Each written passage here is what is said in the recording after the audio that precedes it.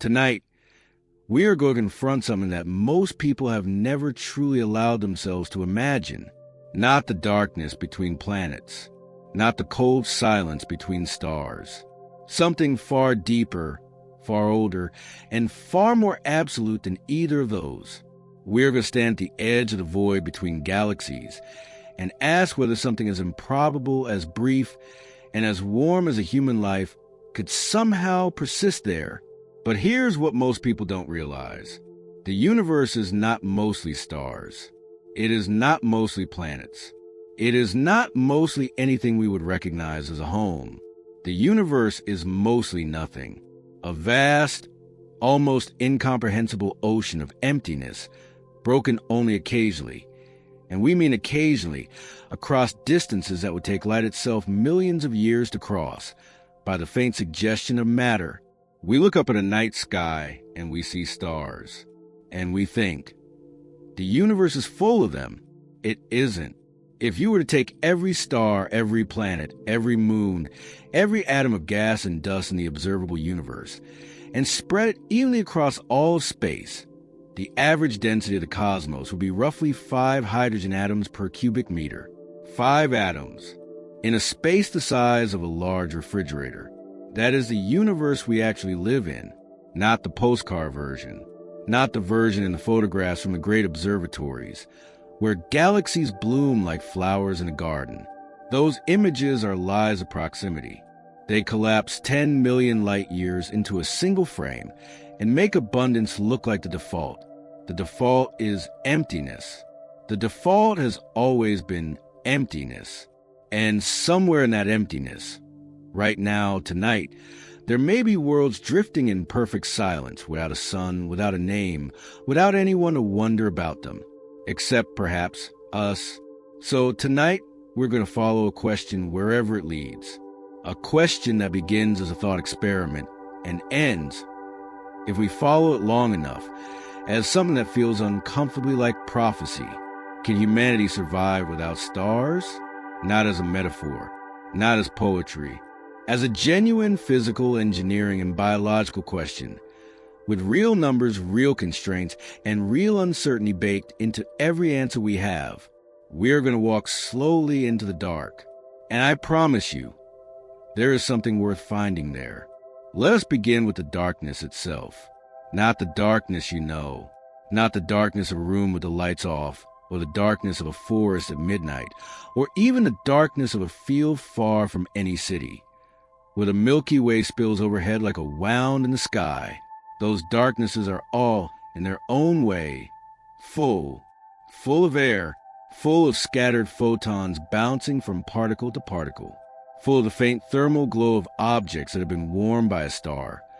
Walls, leaves, stones, your own skin, all radiating quietly in infrared, whispering their warmth into the night. The darkness we're going to talk about is none of those things.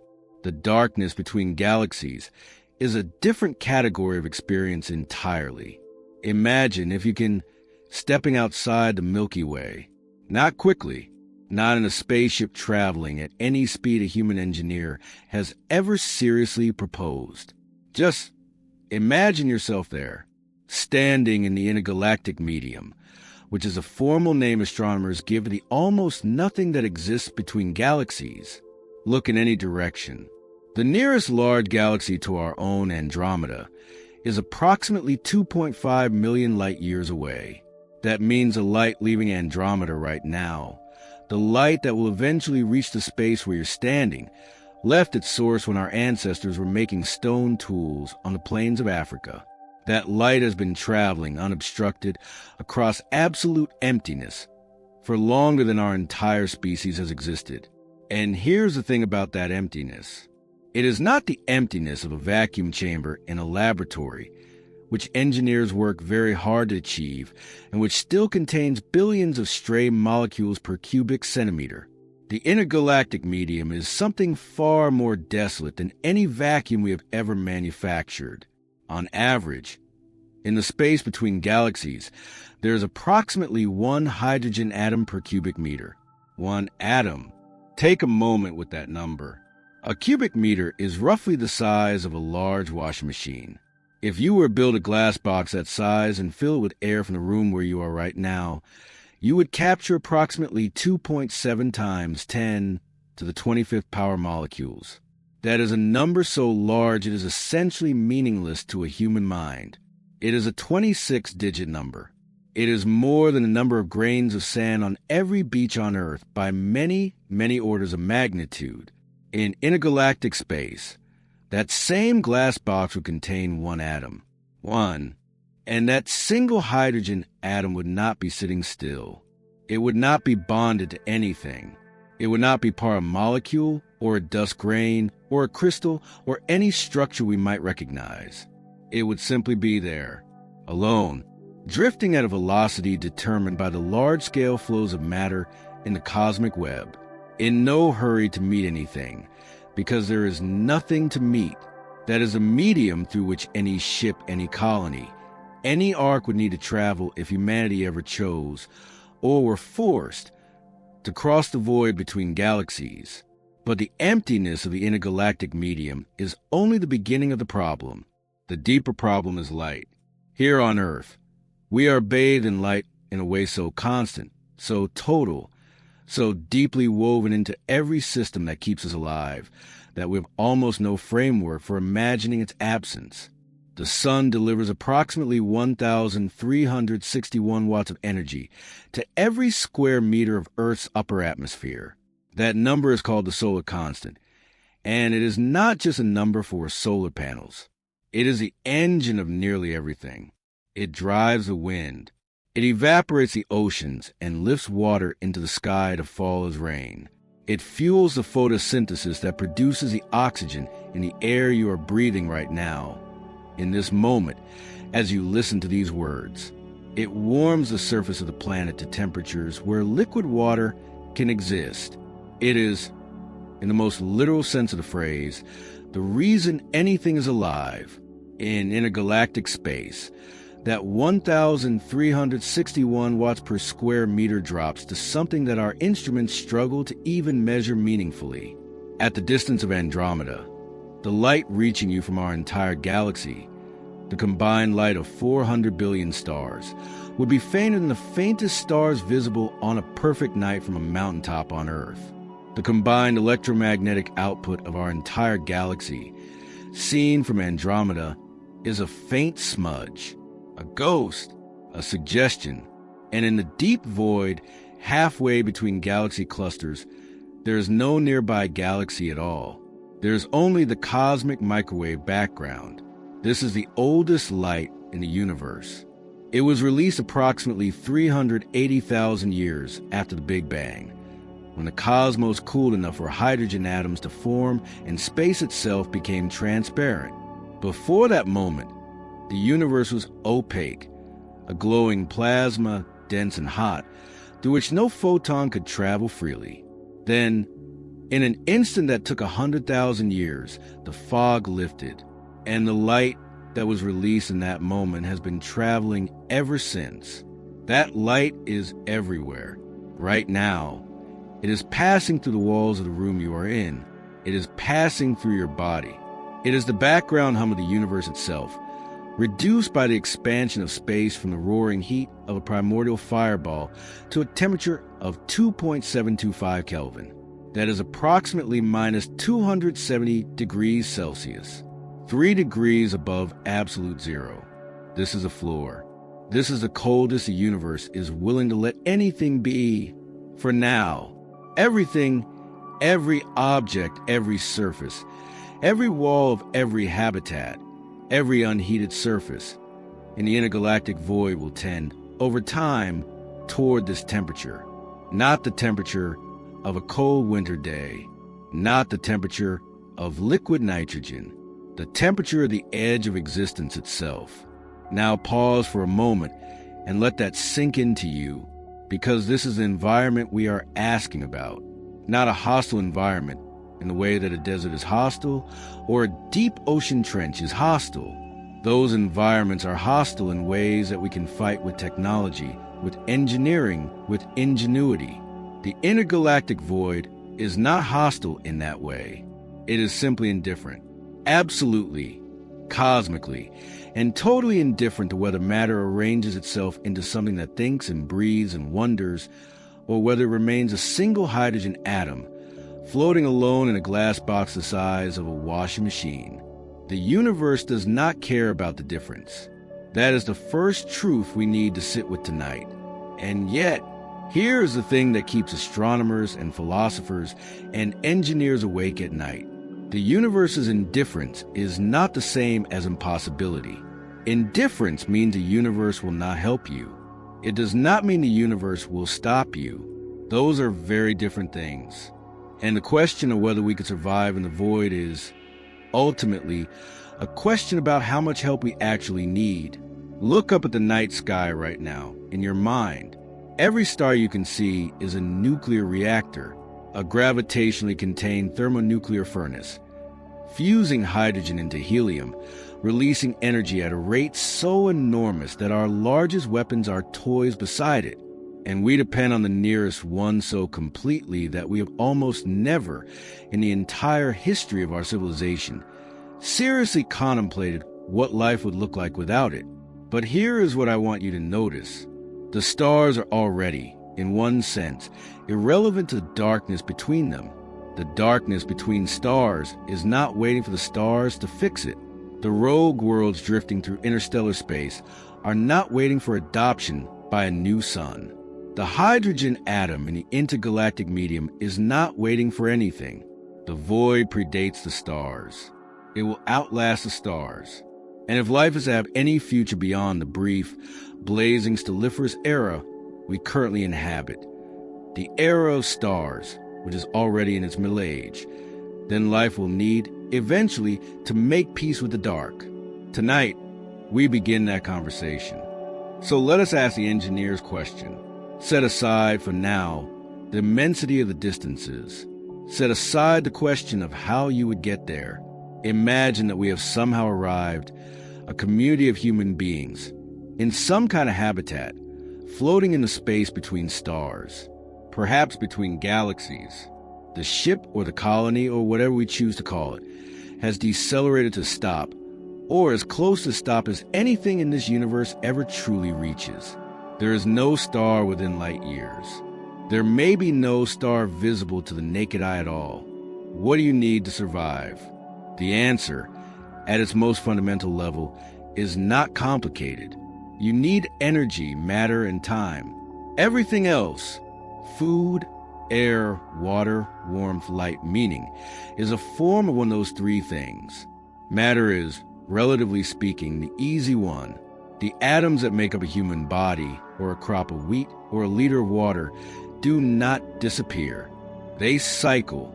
Carbon leaves one system and enters another. Nitrogen is fixed, released, fixed again. Water evaporates, condenses, evaporates again. A sufficiently sophisticated closed-loop system can, in principle, maintain these cycles indefinitely or close to it. We will come back to how hard that actually is, but the matter is there. It does not vanish. Time is also, for now, something we will set aside. The universe is very old and getting older. Time, at least, is not the binding constraint. Energy is a binding constraint. Always, in every system, at every scale, from a bacterium to a civilization, the question that determines survival is always, ultimately, a question about energy.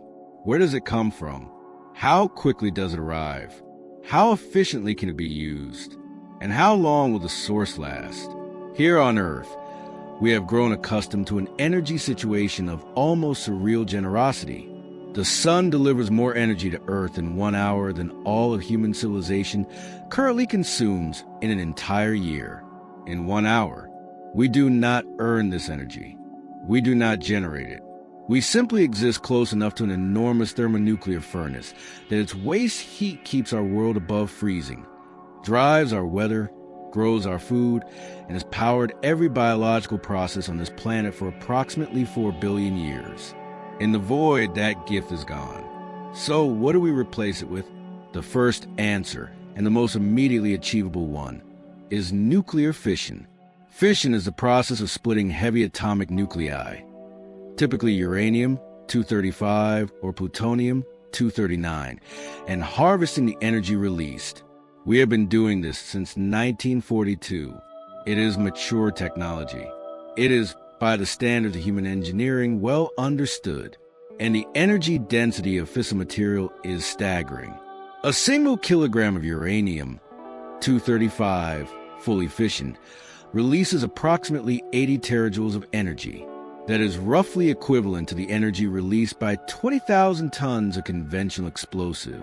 Or, to put it in terms that might mean more to you as you lie here in the quiet, 1 kilogram of uranium-235 could power the average American home for approximately 1,500 years. For a void habitat, a closed community of perhaps 500 people, a fission reactor running on a stockpile of enriched uranium would, in principle, provide sufficient energy for generations, perhaps many generations, depending on efficiency and population size. But fission has limits. Uranium is a finite resource. Even with breeder reactor technology, which can convert non-fissile uranium-238 into fissile plutonium-239, effectively multiplying a usable fuel supply by a factor of roughly 60, you are still working with a stockpile that eventually runs low. Fission in the void buys you time. It does not buy you forever. The next rung on the ladder is fusion. Fusion is the process that powers the stars. It is the process of fusing light atomic nuclei. Most practically, isotopes of hydrogen called deuterium and tritium, and harvesting the enormous energy released when mass is converted directly to energy, according to the equation that Einstein gave us more than a century ago. The energy density of fusion fuel makes fission look modest. A single gram of deuterium-tritium fuel, fully fused, releases energy equivalent to burning approximately 45 tons of coal. Not 45 tons of uranium, 45 tons of coal, which is already an enormous amount of energy, but released from a gram of hydrogen that could fit in a thimble. And deuterium, one of the two primary fusion fuels, is not rare. It is present in ordinary water. Every 3,200 molecules of water contains approximately 1 molecule of heavy water. Water built with deuterium instead of ordinary hydrogen. The oceans of Earth contain enough deuterium to power human civilization at current energy consumption levels for approximately 5 billion years. If a void habitat carries sufficient water or can harvest hydrogen from the tenuous intergalactic medium over long periods, fusion becomes, in principle, an almost indefinite energy source. In principle. The honest caveat that every physicist will insist upon is this. As of 2026, humanity has achieved fusion ignition, the milestone of producing more energy from a fusion reaction than the lasers used to initiate it. The National Ignition Facility achieved this in December 2022. It was a landmark moment, a genuine scientific triumph. But there is a significant distance between fusion ignition in a laboratory and a self-sustaining fusion reactor compact enough to be carried on a generation ship, reliable enough to run for centuries without major maintenance, and efficient enough to power a closed habitat for thousands of people. The engineering community is divided, honestly and sometimes sharply, about how long that distance is. Some estimates put a practical, grid-scale fusion reactor within 20 to 30 years. Others are more cautious. The joke in fusion research has been, for decades, that practical fusion is always 30 years away. The community is working hard to make that joke obsolete. For the purposes of our thought experiment tonight, let us be generous. Let us assume that by the time humanity is capable of crossing interstellar space, which itself implies technology far beyond anything we currently possess, we have also mastered fusion. That seems like a reasonable assumption, if a humbling one. With fusion, the energy problem of the void becomes, if not solved, at least tractable. But there's a third possibility that deserves its moment here.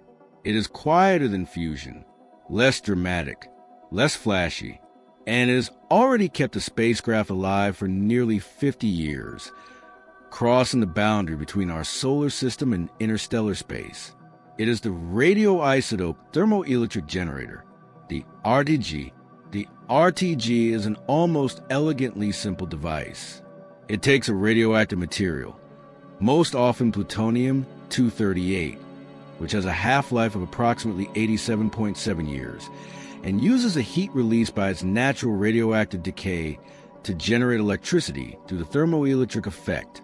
No moving parts, no chain reaction to control, no coolant loops to maintain, no fuel to reload, just a block of radioactive material, slowly releasing the energy stored in its nuclei since it was forged in the heart of an ancient star, translated quietly into electrical current.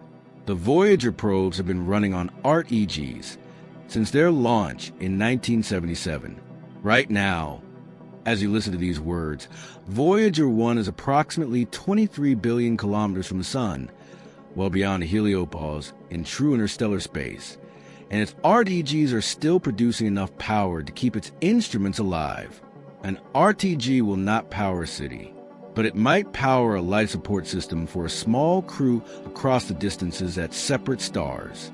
And here is where the universe offers us something unexpected.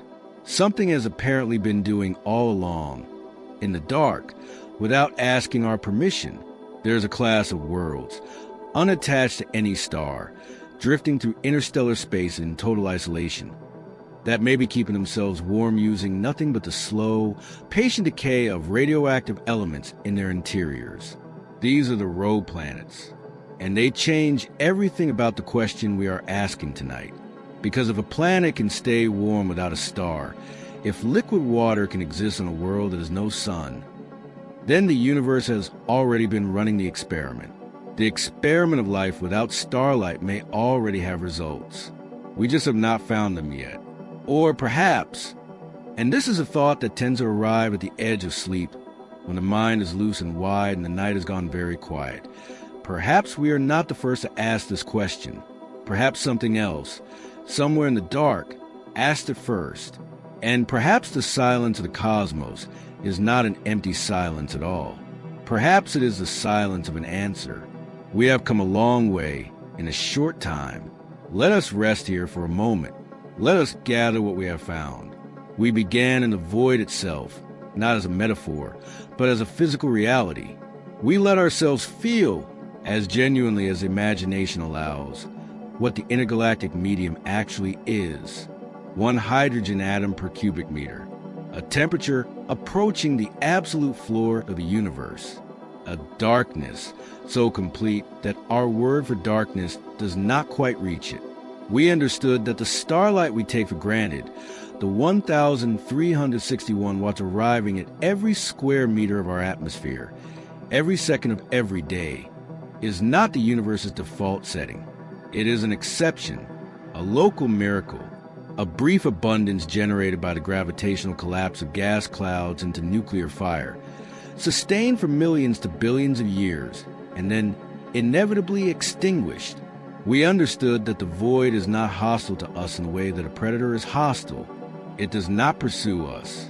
It does not want anything from us. It is simply the background condition of a universe that did not arrange itself with life in mind. And then we asked the engineers question, what would it take? And we found that the answer, while difficult, is not obviously impossible. Fission, as a bridge technology, could sustain a community for generations using fuel stockpiles with energy densities our minds can barely hold. Fusion, if we can tame it, and we are closer than we have ever been, offers something approaching an indefinite energy source, drawing on hydrogen that is, atom by atom, the most abundant element in the cosmos. And RTGs, those quiet, patient, utterly unpretentious devices, have already proven that radioactive decay can keep a machine alive across the distances between stars. But here, at this moment, as we rest between the first hour and the second, I want to draw your attention to something. Everything we have discussed so far has been about the external problem, the physics, the energy, the atoms, the equations, and those things matter enormously. But they are not the hardest part. The hardest part is surviving the void, harder than building a fusion reactor, harder than closing a life support loop, harder than crossing light years of emptiness, is something that no equation fully captures.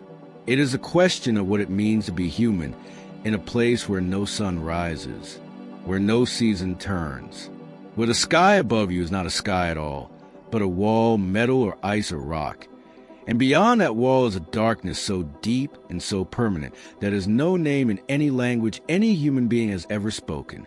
What does memory do to a species that evolved under open skies? What does time do to a community with no celestial clock? What does meaning do when the nearest campfire is 1,000,000 light years away? These are not engineering questions. They are the questions that wait for us in Phase 2, along with the rogue worlds, those wandering stones, those orphan planets drifting in the dark, that may have already answered some of them. Without us, without anyone, rest here for a moment. The darkness will still be there when we continue. It is very patient. It always has been. There is a category of object in this universe that has no good name in any human language. Not because we haven't tried to name it. We have. We call them free-floating planets, rogue planets, orphan worlds, nomad planets. Each name reaches for the same impossible thing and falls slightly short. Because how do you name a world that has never had a sun? How do you name something that formed in the dark, or was thrown into the dark, and has been traveling through it ever since, for millions or hundreds of millions or billions of years, without ever once experiencing a sunrise? We don't have a word for that. We barely have a concept for it. And yet the universe is full of them. This is one of the most startling findings to emerge from modern astronomical surveys, and it has not yet fully penetrated the public imagination in the way it deserves. Rogue planets are not rare. They may, in fact, be extraordinarily common. Microlensing surveys, which detect distant objects by the way their gravity bends and brightens the light of background stars, like a lens made of pure space-time curvature, have been accumulating data on free-floating planets for years. The Korea Microlensing Telescope Network, the Microlensing Observations in Astrophysics Collaboration, and a growing number of other programs have been systematically scanning the galaxy for these invisible wanderers. And what they have found is unsettling in the best possible way. Analysis published in 2023, drawing on years of microlensing data, suggests that Jupiter-mass free-floating planets may be nearly as numerous as stars in the Milky Way. Read that again, slowly.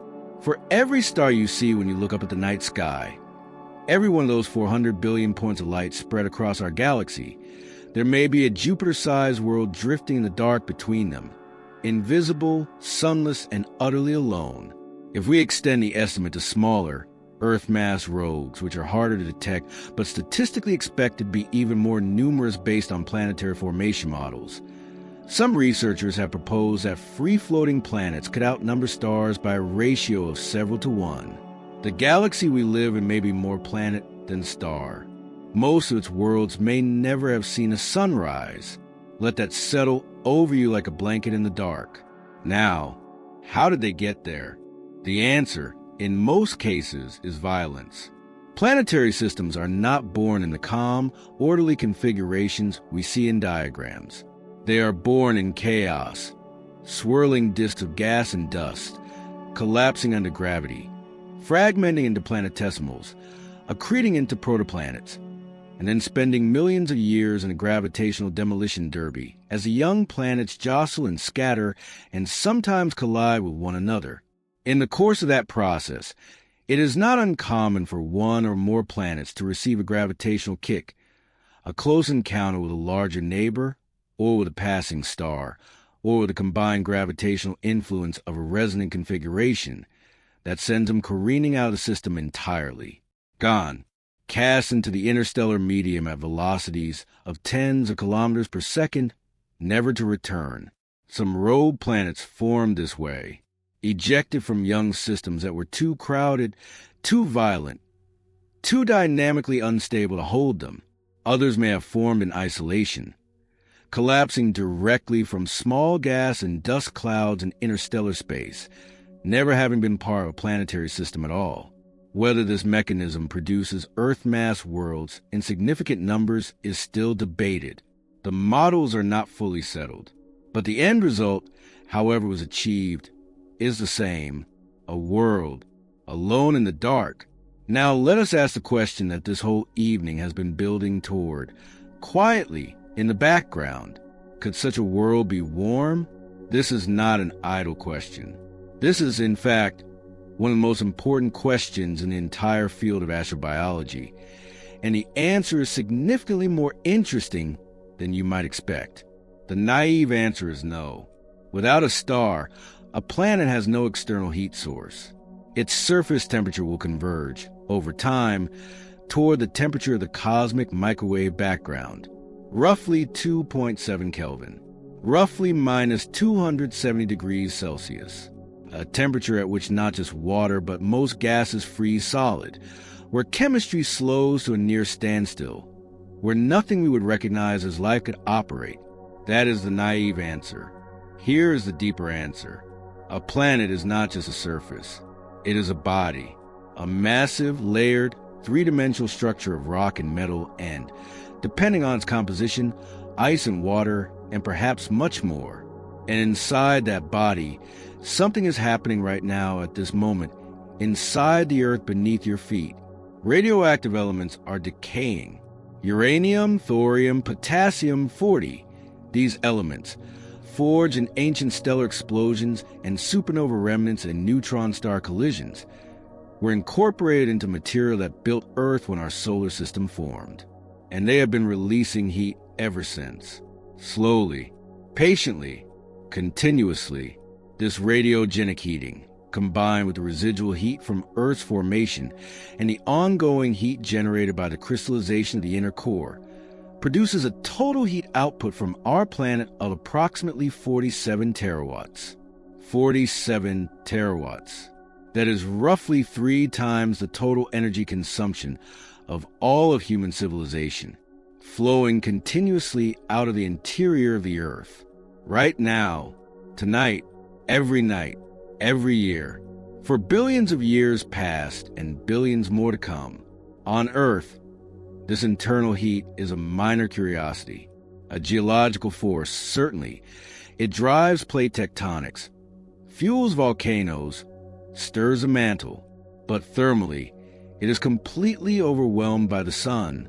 The 1,361 watts per square meter arriving from our star dwarfs the 0.09 watts per square meter seeping out from Earth's interior. But remove the star, remove the solar input entirely. Suddenly, that 47 terawatts becomes the only game in town. And now the question becomes, is it enough? In 1999, the planetary scientist David Stevenson at Caltech published a paper in the journal Nature that quietly planted a seed in the minds of everyone who read it.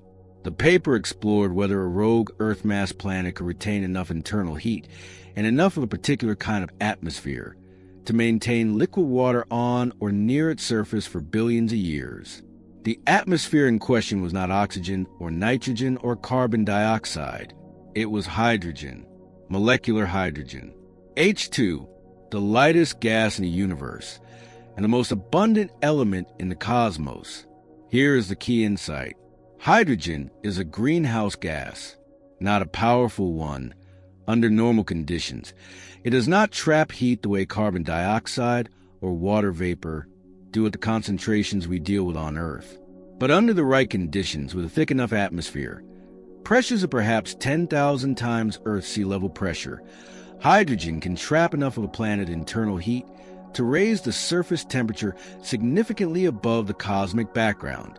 Stevenson's original calculation and a more detailed follow-up by Peary, Humbert, and Gatos in 2011 suggested that a rogue planet with an Earth-like mass and a sufficiently thick hydrogen atmosphere could maintain surface temperatures at or above the freezing point of water.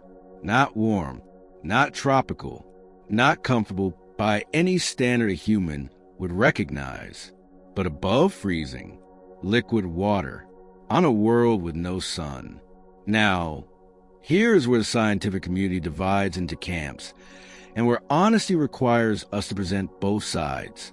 One group of researchers looks at this hydrogen atmosphere scenario and sees a genuine possibility for habitability. They point out that hydrogen-rich atmospheres are not absurd. Jupiter has one, Saturn has one. The early Earth may have had a hydrogen-rich reducing atmosphere before photosynthesis changed everything. They argue that a rocky world of sufficient mass, with the right composition and internal heat budget, could plausibly maintain such an atmosphere for billions of years. The other group is more skeptical. They point out that hydrogen is the lightest element, and that light elements are exactly what planetary atmospheres tend to lose over time, through a process called atmospheric escape, where individual molecules moving faster than escape velocity simply leak away into space. For an Earth-mass planet, some models suggest a thick hydrogen atmosphere will be lost on timescales of hundreds of millions of years, long by human standards, but short by geological ones. The debate is not resolved. Both camps have published peer-reviewed models. Both camps have defensible assumptions. The observations needed to settle the question, direct detection and spectroscopic characterization of the atmosphere of a rogue Earth-mass planet, are beyond our current capabilities, though the Nancy Grace Roman Space Telescope, now operational, is expected to dramatically expand our catalog of detected rogues. But here is what we can say with confidence. The universe has already demonstrated, in our own solar system, that liquid water does not require a star. Europa, the fourth largest moon of Jupiter, orbits not in the habitable zone, not in the narrow band of distances from the sun, where liquid water can exist on a surface. Europa's surface temperature is approximately minus 160 degrees Celsius. It is frozen, but beneath that frozen surface, under a shell of ice that may be 10 to 30 kilometers thick, there is a liquid water ocean, an ocean with an estimated depth of up to 100 kilometers, an ocean whose total volume is greater than all the water in all the oceans on Earth. And the source of the heat keeping that ocean liquid is not the sun. It is tidal flexing, the constant gravitational kneading of Europa's interior as it orbits Jupiter, squeezed and stretched by the competing gravitational pulls of its enormous parent planet and its sibling moons. In 2016, the Hubble Space Telescope detected what appeared to be water vapor plumes erupting from Europa's surface. In 2021, further analysis confirmed the presence of water vapor above Europa's southern hemisphere. The Cassini mission had already confirmed active hydrothermal vents on Enceladus, another moon orbiting Saturn, in 2017, with warm, mineral-rich water jetting into space from a subsurface ocean. Liquid water, active chemistry, thermal energy gradients, mineral-rich fluid, all the basic ingredients that, on Earth, we associate with life, all present on worlds that receive, relative to their heat budget, negligible energy from sun. The universe is telling us something. Liquid water is not a surface phenomenon. It is not a sunlight phenomenon. It is a pressure and chemistry and heat phenomenon. And heat, slow, patient, nuclear heat, is something the universe hides inside its rocks in enormous quantities, whether those rocks orbit a star or drift alone to the permanent night between them. Picture, if you can, a world the size of Earth, drifting through the space between stars. No sun rises on its surface. No seasons turn. No wind stirs, because without a temperature differential driven by uneven stellar heating, the atmosphere, if one exists, moves slowly, sluggishly, driven only by the faint warmth rising from below. The sky above this world is darker than anything you have ever seen. Not the black of a clear night sky with the stars blazing overhead. A deeper black, The black of a universe seen from a place where the nearest galaxy is 1,000,000 light years away and looks like a faint, cold smudge, if it is visible at all. But beneath the surface of this world, beneath the rock, beneath the ice, something is happening. Heat is rising, and where there is heat, where there is liquid water, where there is a gradient between warm and cold, between chemical richness and chemical poverty, life on Earth has never once failed to find a way. Never once. Not in boiling acid pools. Not in solid rock 2 kilometers underground.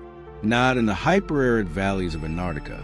Not in the crushing darkness of abyssal ocean trenches, where sunlight has never reached and the pressure would kill a human being in seconds. Life finds a gradient. Life exploits the disequilibrium. Life does not ask permission, whether it's done so on the rogue worlds drifting to the dark, whether right now, somewhere in the space between stars, someone is alive without ever having known a sun. We do not know. We genuinely, honestly, with all our instruments and all our mathematics, do not know. But the universe has given us no physical law that says it cannot.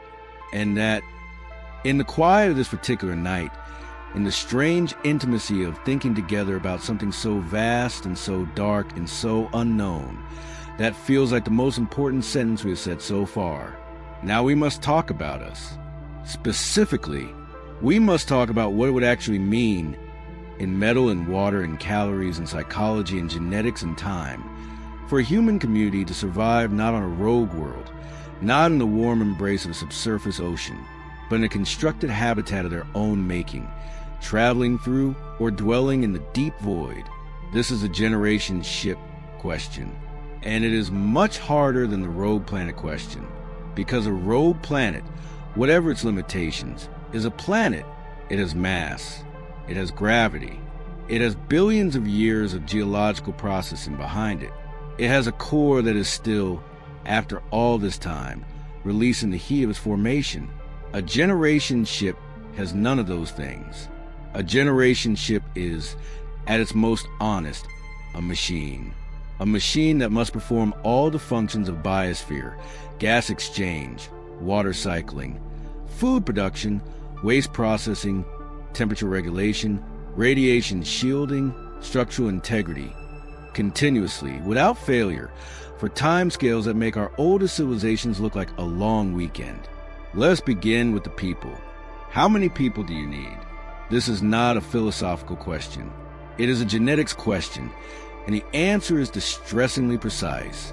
Population geneticists have spent decades studying what is called the minimum viable population, the smallest number of individuals capable of sustaining a species long-term without experiencing catastrophic loss of genetic diversity, inbreeding depression, or random extinction from bad luck. For humans, the estimates vary. A 2014 study by Cameron Smith at Portland State University examined what would be required for a multi-generational interstellar voyage specifically. His analysis suggested that a founding population of approximately 160 individuals could, if carefully managed, with deliberate pairing strategies to minimize inbreeding, with attention to genetic diversity across the starting group, survive a voyage lasting several generations without unacceptable genetic degradation. But 160 is a floor, a carefully managed, everything goes right floor. Most researchers in the field are more conservative. 500 individuals is a commonly cited number for a more robust founding population, one with sufficient genetic diversity to weather unexpected deaths, genetic bottlenecks, and inevitable randomness of who reproduces with whom in a closed community over many generations. Some models push higher still. A 2023 analysis using agent-based population modeling suggested that for a voyage lasting several hundred years, long enough that 10 or more generations would live and die aboard the ship, a starting population of closer to 10,000 individuals might be needed to maintain both genetic health and social stability. 10,000 people. 10,000 people in a self-contained habitat, crossing the void between stars. That is not a crew, that is a town. And here is where the engineering becomes almost incomprehensibly difficult. A town of 10,000 people needs food. Current estimates for a minimal but nutritionally complete diet suggest that a person requires roughly 2,000 to 2,500 kilocalories per day, drawn from a diverse enough food source to provide complete protein, essential fatty acids, vitamins, and minerals. Producing that food in a closed system without external inputs of soil nutrients, without natural pollination, without the bacterial ecosystems that healthy soil depends on, requires controlled environment agriculture at an enormous scale. Calculations based on NASA's research into closed ecological life support systems suggest that feeding one person in a fully closed loop requires approximately 50 square meters of high-efficiency crop growing area, operating under artificial lighting continuously. For 10,000 people, that is 500,000 square meters of crop area, half a square kilometer, just for food production, just for light-starved, temperature-controlled, artificially illuminated growing space. The energy cost of that lighting, if fusion is your power source, is manageable, but manageable does not mean trivial. Every watt spent growing food is a what not spent on heating or water purification or life support or propulsion or the 1,000 other systems that a void habitat requires. And then there is the water, the ISS, the International Space Station, which is our most sophisticated long-term attempt at closed-loop life support in space, recovers approximately 93% of the water used aboard it. That remaining 7% must be resupplied from Earth. In a void habitat, there is no resupply. The theoretical ceiling on water recovery in a closed system, based on thermodynamic constraints and current filtration technology, is estimated at somewhere between 98 and 99%. That remaining 1 to 2% sounds small. It is not small. Over 10 years, for a community of 10,000 people, a 1% water loss rate accumulates to a significant fraction of the total water supply. Over a century, it becomes a crisis. Over 1,000 years, it becomes a death sentence, unless that loss can somehow be compensated by harvesting hydrogen and oxygen from available sources and recombining them into water, which is energetically expensive but physically possible. This is the texture of the problem, not one single catastrophic failure, not one impossible obstacle, hundreds of small, relentless, compounding inefficiencies, each one manageable in isolation, each one solvable, in principle, given sufficient engineering attention and energy, but all of them present simultaneously, all of them demanding attention, all of them capable of cascading into catastrophe if neglected. And we have not yet mentioned radiation. In deep space, beyond the protection of Earth's magnetic field and atmosphere, the radiation environment is significantly more hazardous to human biology than the surface of any planet orbiting a reasonably calm star. Galactic cosmic rays, which are high-energy particles accelerated to near light speed by supernova shock waves across the galaxy, penetrate most conventional shielding with relative ease. Over years and decades of exposure, they elevate cancer risk, damage the central nervous system, and may have long-term cognitive effects that our research is only beginning to characterize. The shielding mass required to provide adequate protection for a multi-generational habitat is enormous by any conventional engineering estimate. Hundreds or thousands of tons of dense material per occupied volume. Water is, surprisingly, one of the more effective shielding materials per unit mass, which creates an elegant design synergy. The water you carry for drinking and agriculture also doubles as your radiation barrier if the habitat is designed correctly. But all of that mass has to come from somewhere. And in the void, there is nowhere to get it except what you brought. Which brings us to what may be the hardest problem of all, not the engineering.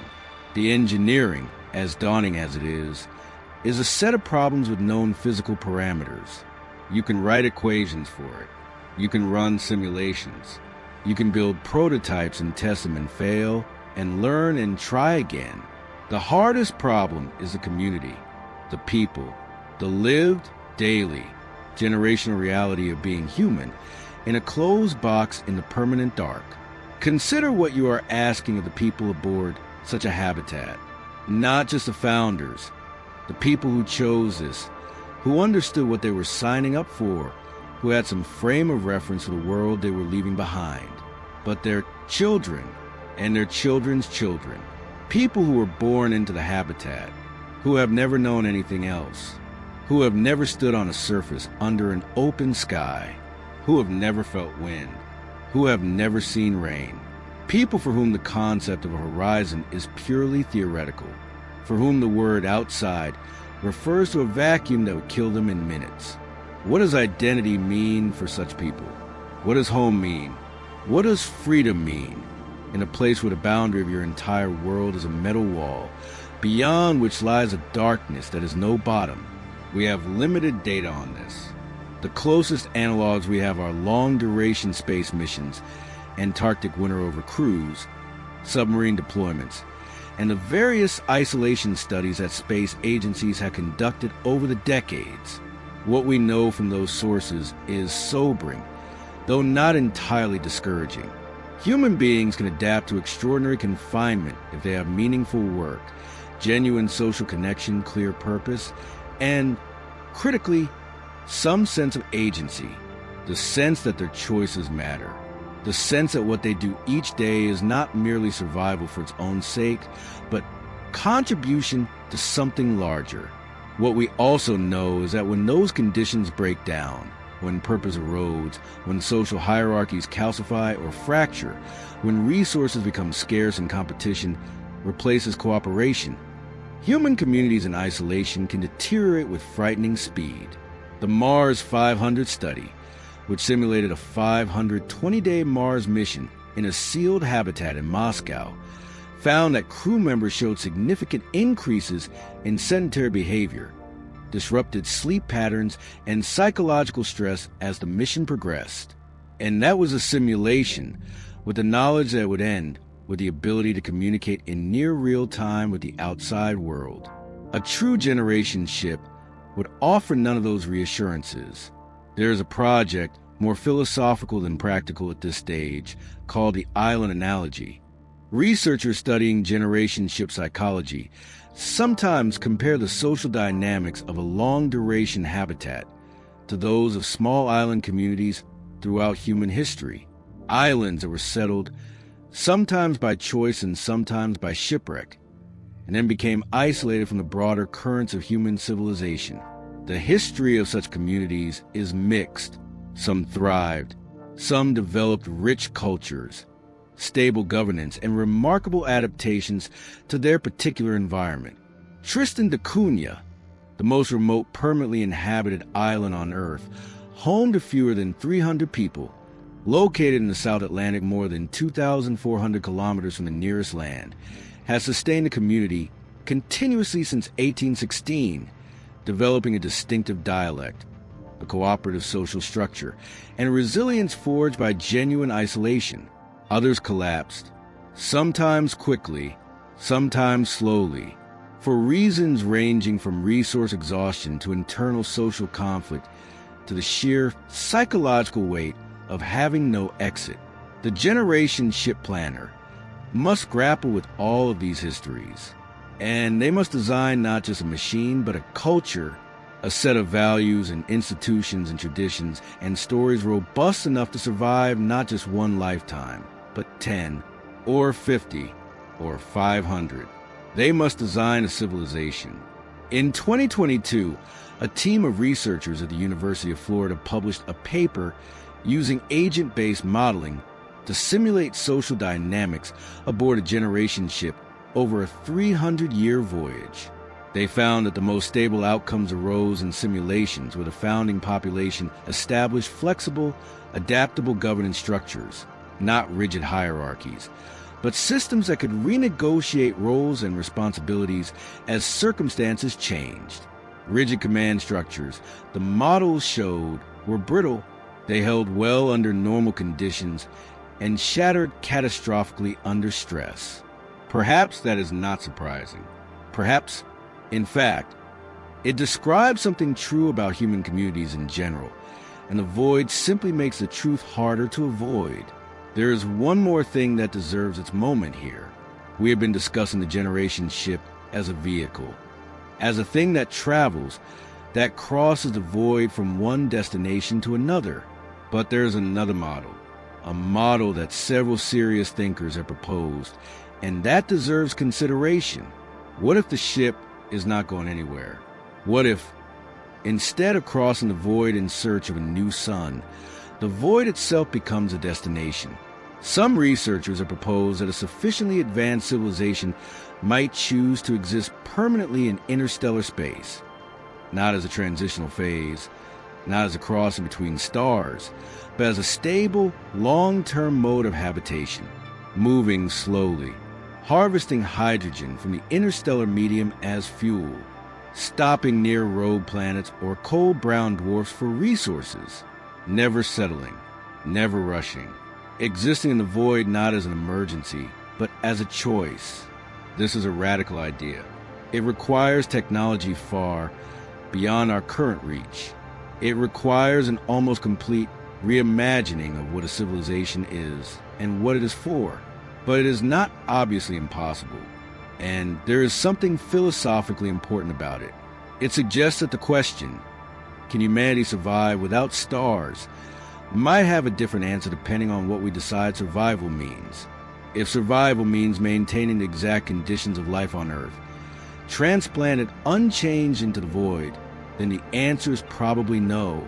The void will find the seams. It will exploit every inefficiency, every fragility, every assumption we built into our systems without realizing it was an assumption. But if survival means something more open than that, something more like what life itself has always meant, which is adaptation, which is change, which is becoming something that fits the environment it inhabits rather than demanding the environment conform to it, then perhaps the answer is different. Perhaps the void does not need to be conquered. Perhaps it needs to be understood. We have now traveled for the equivalent of an hour, together, through 4 loops of thought, each one wider than the last. And I want to stop here in the quiet and simply remind you of where we have been. We began in the void itself. We felt its scale. We let the numbers sink in. 1 atom per cubic meter. 2.7 Kelvin. A darkness that has no name. We learned that the energy we need to survive is not gone from the universe. It is hidden. It is locked in the nuclei of heavy atoms, in the slow, inexorable decay of radioactive elements, in the fusing hearts of hydrogen isotopes that can be harvested from ordinary water. We discovered the rogue worlds, those wandering stones, those orphan planets, drifting through the permanent night of interstellar space. We learned that they may be as numerous as the stars themselves, that some of them may be warm inside, that some of them may carry liquid water, sealed under ice and rock, kept alive by nothing but the patient generosity of radioactive decay. And we wrestle with what would mean for us, for human beings, specifically, with our specific biology and our specific psychology and our specific need for meaning, to build a life in the void ourselves, not on a rogue world, in our own constructed habitat, our own sealed, cycling, breathing, growing, arguing, loving, grieving, remembering shell of metal and water and engineered air. We found that the engineering is very hard. We found that the social and psychological challenges are perhaps harder still. And we found at the edge of Loop 4 a question that is both practical and philosophical. What does it mean to survive? Not in the narrow biological sense, but in the full human sense. In the sense that includes purpose and memory and connection and beauty and a desire to understand the place you inhabit. Can those things survive the void? Can they survive 10 generations of never seeing a sky? Can they survive in knowledge that the nearest star is a point of light that your great-great-grandchildren's children might someday call home, or might not? I do not know the answer. I am not sure anyone does. But here is what I have come to believe, slowly, Over years of thinking about these questions in the dark, the void is not new to us. We have always lived, in a sense, in the void. Every human life is a brief warmth in an indifferent universe. Every community is a fragile, temporary arrangement of matter that has somehow persuaded itself to cooperate. Every civilization is an improbable structure maintained by an enormous amount of continuous, collective effort against the entropy that is always patiently pressing in. We have always been in the void. We have just, until now, had a star close enough to keep us from noticing. We're going to ask the largest question yet. If humanity is not the first civilization to face this problem, if other minds, around other stars, have confronted the same physics and the same distances and the same silence, then where are they? Why is the void quiet? What does the silence mean? And what does it tell us about our own future out here at the edge of the only home we have ever known? Rest now. The final movement is the deepest one, and the dark, as always, is patient. There is a story told about a lunch in Los Alamos, New Mexico, in the summer of 1950. A group of physicists were walking together, talking about a cartoon that had recently appeared in a magazine, a light-hearted image of aliens stealing New York City's trash cans. The conversation wandered, as conversations among physicists tend to do, through various absurdities and into more serious territory. And then one of the men at the table, a physicist named Enrico Fermi, one of the architects of the nuclear age, a man not given to idle speculation, looked up from his food and asked a question. He said, "Where is everybody?" He was not asking about the trash cans. He was asking about the universe. The Milky Way galaxy is approximately 13.6 billion years old. It contains somewhere between 200 and 400 billion stars. A significant fraction of those stars have planets. A significant fraction of those planets are rocky and orbit in regions where liquid water is at least theoretically possible.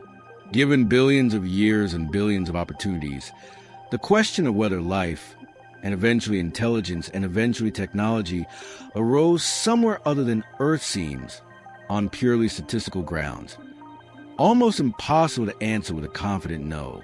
And yet, we have been listening for signals from other civilizations since 1960, when Frank Drake pointed a radio telescope at two nearby sun-like stars and waited. 65 years of listening. Radio waves, optical signals, infrared anomalies, patterns in the cosmic microwave background, unusual stellar brightness variations, unexplained spectral signatures. And the answer across all of those searches, across all of those decades, across all of those wavelengths has been the same. Silence, not complete silence. The universe is not quiet in any electromagnetic sense.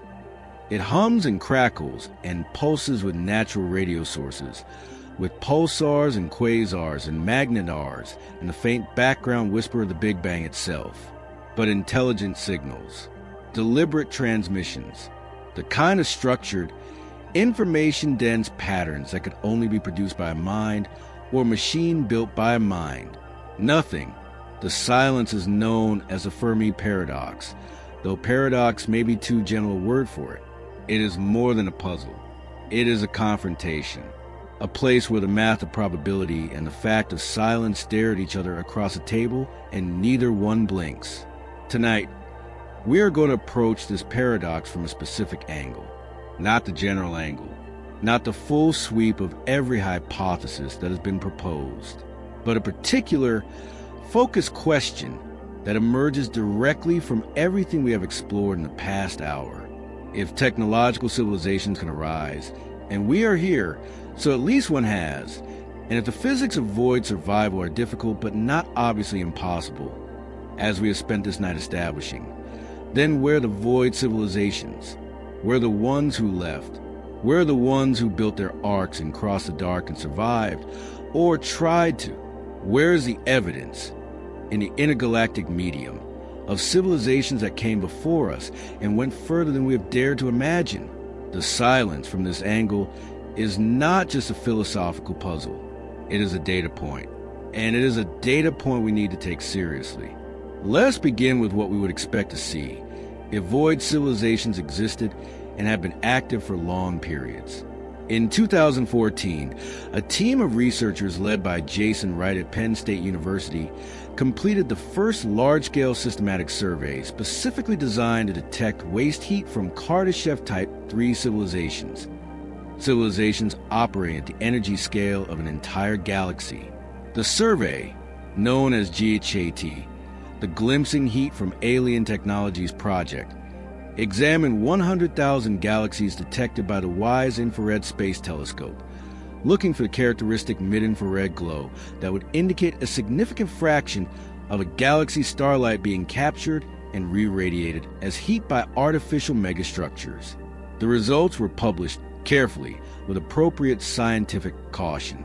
They found no galaxies that showed clear evidence of Kardashev Type 3 activity.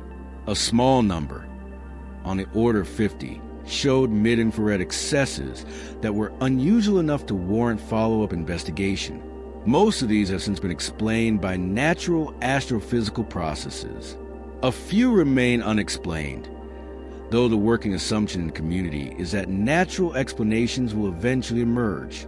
The headline finding is the absence, 100,000 galaxies, each containing hundreds of billions of stars, each representing billions of years of potential civilizational development. Nothing that unambiguously says, we were here. Now, how do we interpret that? This is the point at which the scientific community fractures into several distinct schools of thought, and intellectual honesty requires us to present each one fairly. The first interpretation is the one that Robin Hanson formalized in 1998 as the Great Filter Hypothesis. The argument runs as follows. The absence of detectable civilizations, despite the age and scale of the universe, implies that somewhere in the sequence of steps from simple chemistry to spacefaring civilization, there is a filter, a step, or a set of steps so improbable that almost no lineage of matter makes it through. The terrifying question embedded in this argument is where the filter lies. If the filter is behind us, if the hard step was something in our past like the origin of life, or the development of the eukaryotic cell, or the emergence of sexual reproduction, or the evolution of complex multicellular organisms, then we may have already passed through it. We may be among the rare survivors. And the road ahead, while difficult, may be more open than the silence suggests. But if the filter is ahead of us, if the hard step is something that technological civilizations face after they reach our current stage, then the silence takes on a different, darker character. It suggests that something consistently stops civilization from crossing the void, not physics, not the tyranny of distance alone. Because a civilization with a billion-year head start and our level of technology could have colonized an entire galaxy many times over using only the slowest propulsion systems we have ever seriously proposed. Something else. Self-destruction. Resource exhaustion. A technological threshold that proves fatal rather than transcendent. Some catastrophe. Repeated in civilization after civilization. That cuts the story short before the arc can be built and launched. We do not know which interpretation is correct. We cannot know with our current evidence. Both are consistent with the data. Both are sobering. A second interpretation, darker in its social implications, though not necessarily in its practical ones, comes from a framework developed by the Chinese science fiction author Liu Cixin and subsequently formalized by researchers in game theory and evolutionary biology. The argument, which Liu called the dark forest theory, proposes that the universe is silent not because civilizations are rare or short-lived, but because any sufficiently advanced civilization that announces its presence is quickly and efficiently destroyed by others. The logic is cold and precise. In a universe with finite resources and no mechanism for verifying the intentions of unknown civilizations, the rational strategy upon detecting another civilization is not contact. It is elimination. Because the cost of reaching out to a peaceful civilization is low, but the cost of reaching out to a hostile one and giving away your location is extinction. Under these assumptions, the universe would evolve towards silence, not through tragedy, but through strategy. Civilizations would go dark. They would stop transmitting. They would hide. The void would be full of life, and every piece of that life would be watching every other piece in silence. This hypothesis has been critiqued extensively in the scientific literature, and those critiques are worth acknowledging. The assumptions of the dark forest model, particularly the assumption that resources are genuinely scarce enough to motivate extermination rather than trade or coexistence, are not obviously correct at civilizational scales. The model also assumes a particular kind of rationality that may not generalize across all possible minds. But the hypothesis is not absurd. It is internally consistent, and it is one of several frameworks that takes the silence seriously as a signal rather than a gap in our observations. A third interpretation, and the one most directly relevant to question we've been building toward all night, was proposed in various forms by several researchers, including Brian Lackey in a 2016 paper that deserves wider attention outside academic circles. The proposal is this: what if advanced civilizations deliberately relocate to interstellar space, to the void, specifically to avoid the hazards of stellar environments? Stars are not gentle neighbors. The sun, which we experience as a life-giving warmth, is also the source of coronal mass ejections capable of stripping atmospheres and disrupting magnetic fields. It produces ultraviolet radiation that damages DNA. It participates in a galactic neighborhood that includes supernovae, stellar explosions that release, in a matter of seconds, more energy than the sun will emit across its entire 10 billion year lifetime, and gamma ray bursts, which are even more energetic and whose mechanisms we still do not fully understand. A civilization capable of surviving in the void, capable of carrying its own energy source, cycling its own matter, sustaining its own biosphere independently of any star, will be free of all of these hazards. No supernova within 60 light years, no gamma ray burst, no stellar flare event, no orbital instability caused by the gravitational perturbations of passing stars. In the void, the threats are different, smaller in some ways. The cold is manageable if you carry your own heat. The emptiness is manageable if you carry your own matter. The darkness is manageable if you carry your own light. In the void, the only threats come from within, and a sufficiently wise, sufficiently self-aware civilization might decide that threats from within, social conflict, resource mismanagement, engineering failure, are threats that can be anticipated, managed, planned for, whereas a supernova cannot be negotiated with. Under this interpretation, the most advanced civilizations in the universe might be the least visible ones, not hiding out of fear, but simply inhabiting a different environment, one that offers stability, if not comfort, longevity, if not warmth. The void as a retirement plan for civilizations that have grown wise enough to prefer duration over spectacle. There's a quieter version of this idea that does not require any particular level of technological advancement, and which deserves a moment of its own. Perhaps the civilizations that had gone before us did not survive the void. Perhaps they tried. Perhaps, in the history of this galaxy, there have been other minds that asked the same question we are asking tonight, that looked up at their star and understood, as we understand, that it was temporary, that built their arcs or their rogue world colonies or their orbiting habitats, that launched into the dark with courage and ingenuity and hope.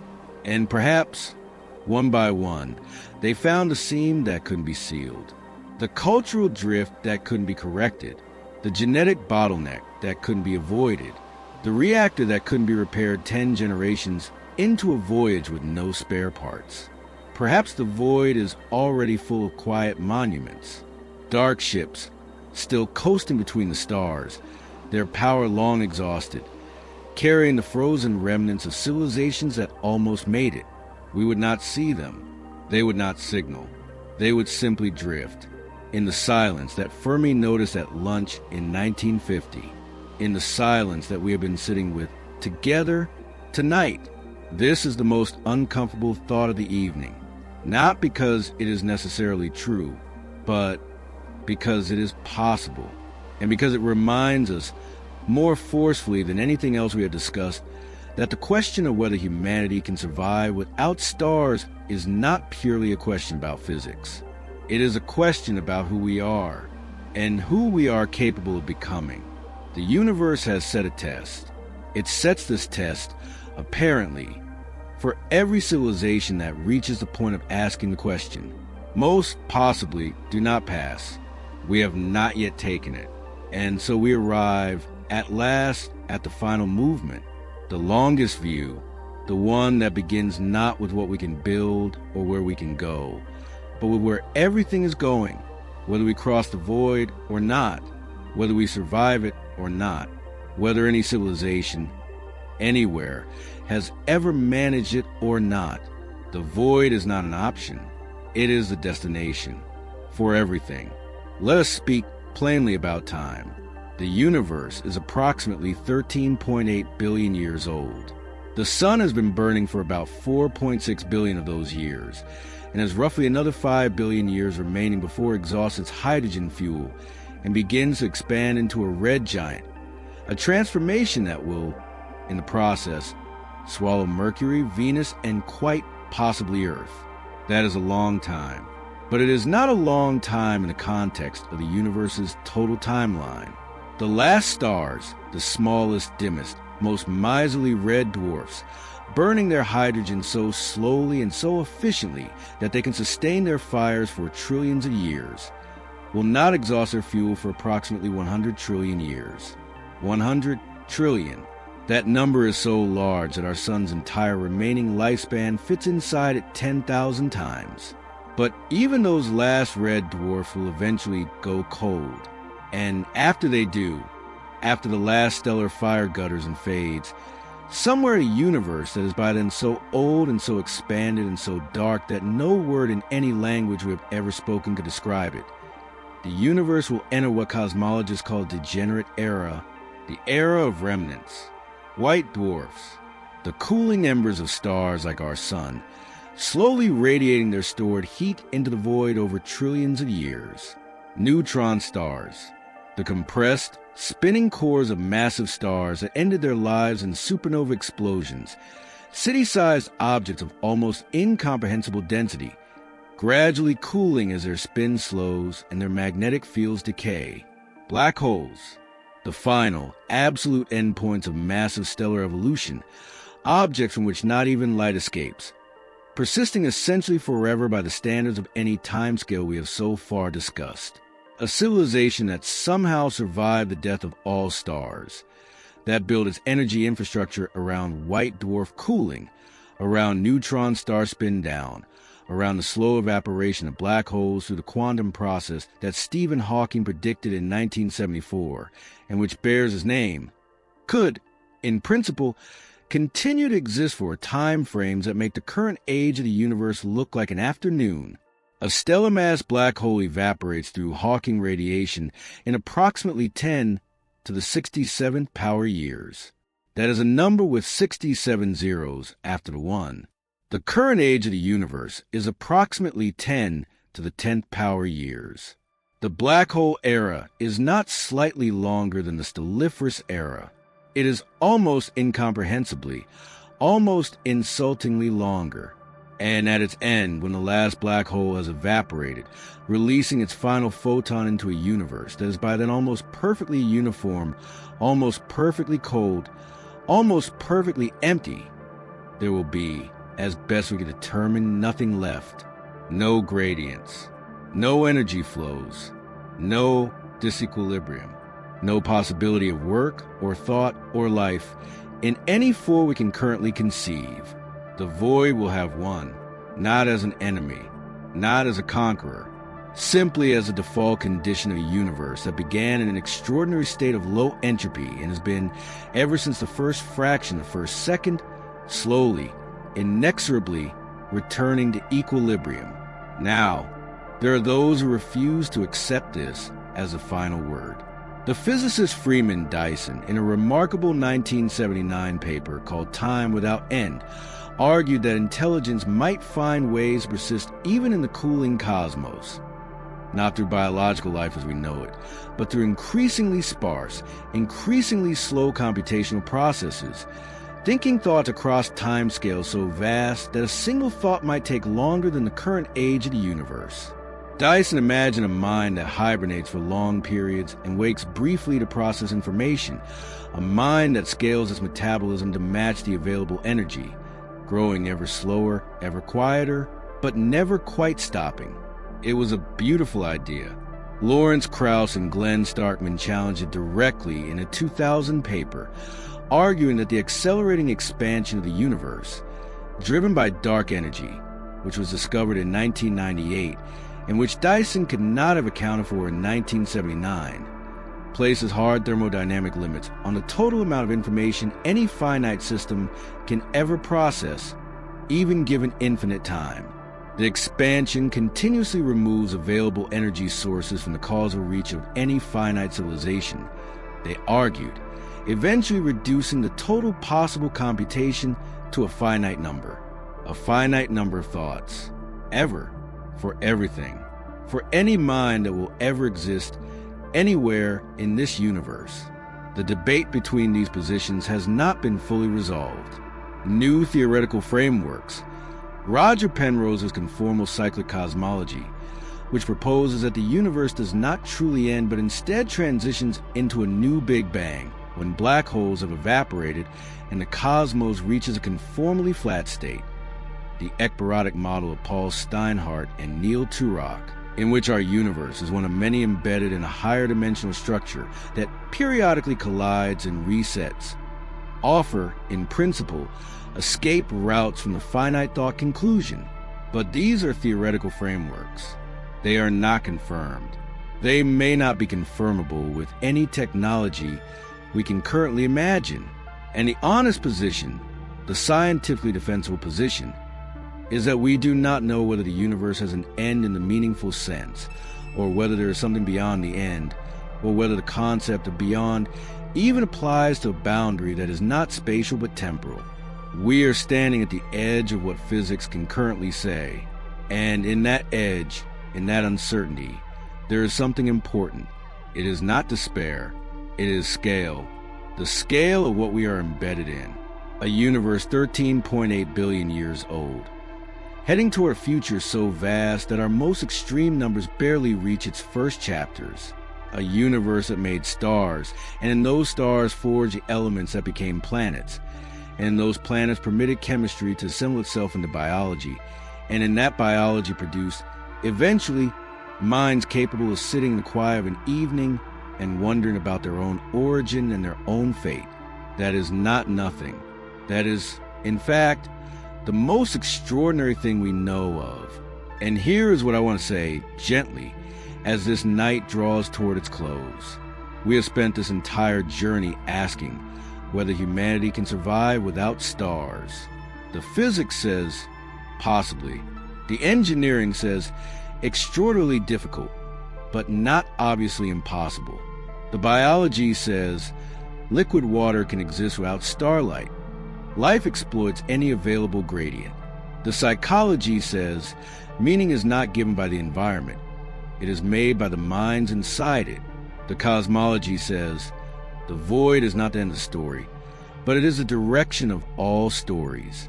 But there's a question beneath those questions that we have been circling all night without quite landing on.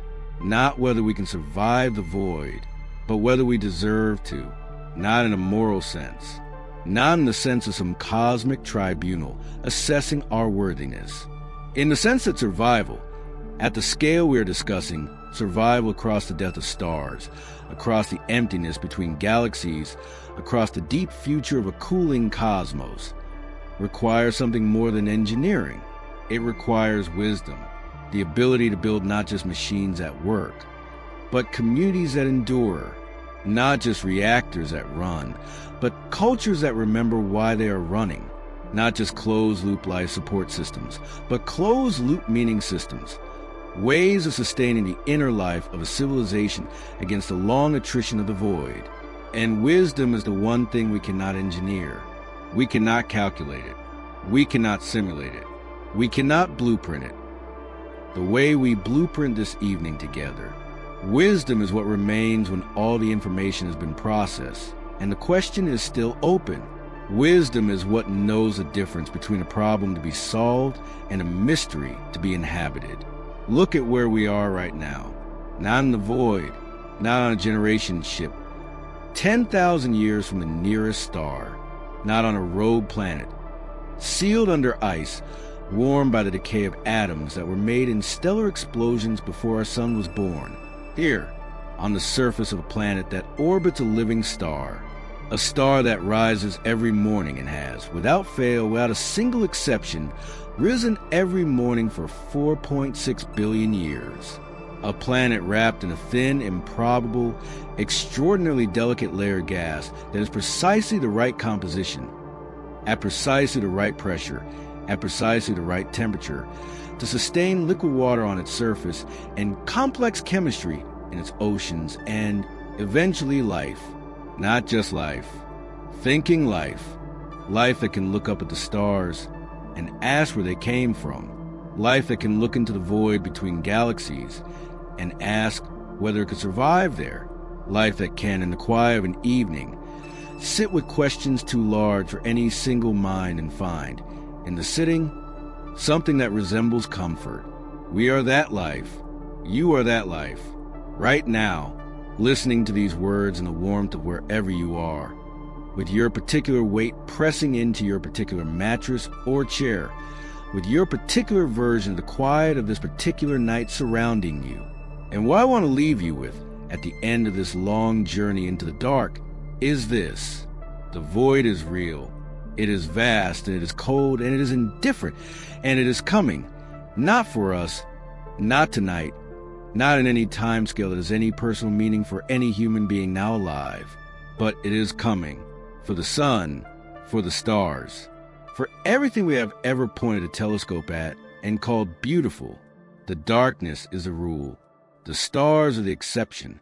And we, this brief, warm, improbable arrangement of atoms that somehow learned to wonder about itself, we are the most extraordinary exception of all, not because the universe made us on purpose.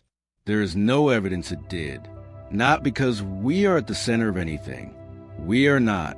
But because an entire observable universe, in all the 93 billion light years of it, in all its 200 billion trillion stars, in all its unimaginable volume of void and emptiness and silence, we know of exactly one place where matter has arranged itself into something capable of asking why. This place, this planet, this thin blue shell of air and ocean and life. The void will not remember us. It does not remember anything, but we remember the void.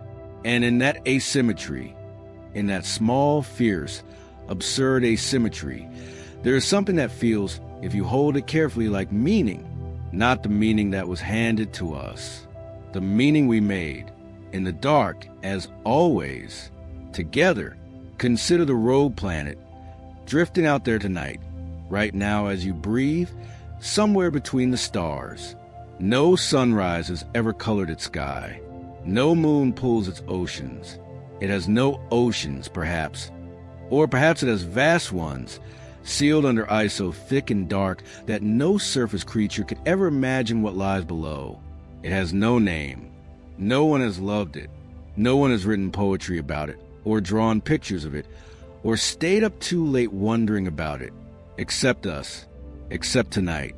And there is something in that, something in the fact that a mind on a warm planet, circling an unremarkable star in a galaxy that is one of perhaps 2 trillion galaxies in the observable universe, something in the fact that such a mind can reach across unimaginable distance and dark and say, I know you are there and I have tried to understand you. There is something in that which the void cannot touch. The campfire of stars that we were born beside is old and patient and not quite eternal. One day, not soon, but one day, it will dim, and when it does, humanity will face the question we have been rehearsing tonight, not as a thought experiment, as a choice. And I genuinely, quietly, astronomically hope that when that day comes, we will have become the kind of people who know how to carry the warmth with us, not just in our reactors, not just in our closed-loop life support systems, but in the way we speak to each other in the dark, in the stories we tell our children, in the questions we stay up too late asking together, in the strange, stubborn, improbable light of minds that refuse to stop wondering, even in the void, especially in the void. Sleep now. The stars are still burning, and they will burn faithfully and without judgment for longer than anything you need to worry about tonight. The void can wait. It always has. It is, after all, very good at waiting.